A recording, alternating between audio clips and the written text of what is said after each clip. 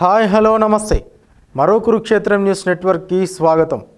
ఇవాళ international top 10 news ఒకసారి చూసే ప్రయత్నం చేస్తే అందులో మొట్టమొదటి అంశం, ఖమ్మం జిల్లా సత్తుపల్లి మండలంలో విషాదం చోటు చేసుకుంది.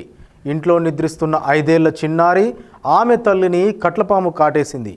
చికిత్స పొందుతూ చిన్నారి మృతి చెందగా తల్లి పరిస్థితి విషమంగా మారింది. వర్షాకాలంలో పాములు ఇళ్లలోకి చొరబడే ఘటనలు పెరుగుతున్నందున ప్రజలు అప్రమత్తంగా ఉండాలని వైద్యులు హెచ్చరిస్తున్నారు. భారతదేశం ఆధ్యాత్మికతకు నెలవు. అనేక దేవాలయాలున్నాయి. అలాంటి ఆలయాల్లో శివపార్వతుల తనయుడు విఘ్నాలగధిపతి ఆయనే గణేశుకి అంకితం చేయబడ్డ ఆలయాలు కూడా ఉన్నాయి. ఈ ఆలయాలను దర్శించుకోవడం వలన గణపయ్య అనుగ్రహం కలుగుతుందని నమ్మకం. అంతేకాదు, గణపతి పుట్టినరోజుని వినాయక చవితిగా ఆ పండుగగా దేశవ్యాప్తంగా జరుపుకుంటారు. వినాయక చవితి పండుగ సందర్భంగా గల్లీ గల్లీ మండపాలు వెలిశాయి. గణపయ్య విగ్రహాలు పెట్టి పూజలు చేయడం మొదలుపెట్టారు.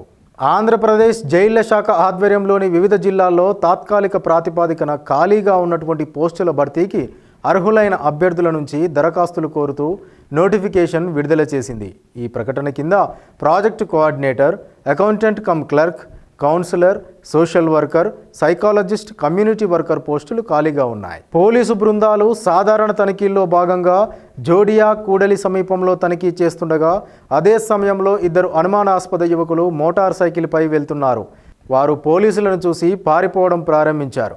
పోలీసు బృందాలు వారిని వెంబడిస్తుండగా ఉన్నట్లుండి బుల్లెట్ల వర్షం కురిపించారు.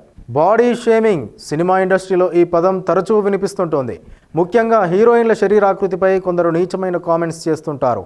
బాడీ షేమింగ్ చేస్తూ సోషల్ మీడియాలో అసభ్యకరమైన పోస్టులు పెడుతుంటారు. ఈ క్రమంలో తాను కూడా బాడీ షేమింగ్కు గురయ్యానంటోంది star heroine. Rebel star Prabhas నటిస్తున్న రాజాసాబ్ సినిమా కోసం రెబల్ ఫ్యాన్స్ అంతా ఈగర్గా ఎదురు చూస్తున్నారు. సలార్, కల్కి సినిమాలతో భారీ హిట్స్ అందుకున్న ప్రభాస్ నుంచి వస్తున్న సినిమా కావడంతో ఈ సినిమాపై భారీ అంచనాలు నెలకొన్నాయి. సలార్ సినిమా ₹700 కోట్లకు పైగా వసూలు చేసింది. అలాగే కల్కి సినిమా ₹1000 కోట్లకు పైగా వసూలు చేసి నయా రికార్డ్ క్రియేట్ చేసింది.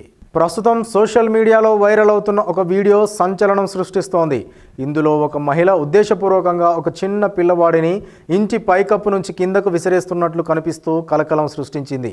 ఇది ఏదైనా ఆచారంలో భాగమా, లేదా ఆ మహిళ సరదా కోసం ఈ ప్రమాదకరమైన చర్య చేసిందా, లేక రీల్స్ కోసం చేసిందా అనే విషయం తెలియలేదు.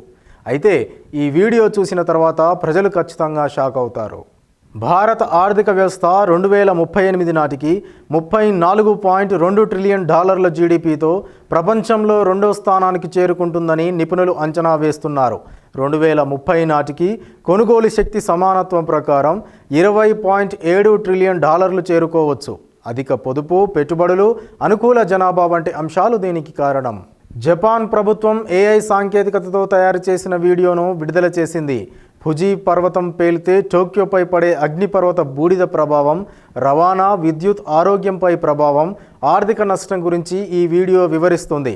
రోజువారీ జీవితం ఎలా అస్తవ్యస్తం అవుతుందో, ముందస్తు జాగ్రత్తలు ఎంత ముఖ్యమో వీడియో హైలైట్ చేస్తోంది. ఇది ఇవాల్టి ఇంటర్నేషనల్ టాప్ 10 న్యూస్. మళ్ళీ రేపు సరికొత్త టాప్ 10తో మీ ముందుకు వస్తాను. అంతవరకు సెలవు. Keep watching. Signing off. ఇది మరో కురుక్షేత్రం. ఇది వాస్తవాలకు మరో క్షేత్రం. ధన్యవాదాలు.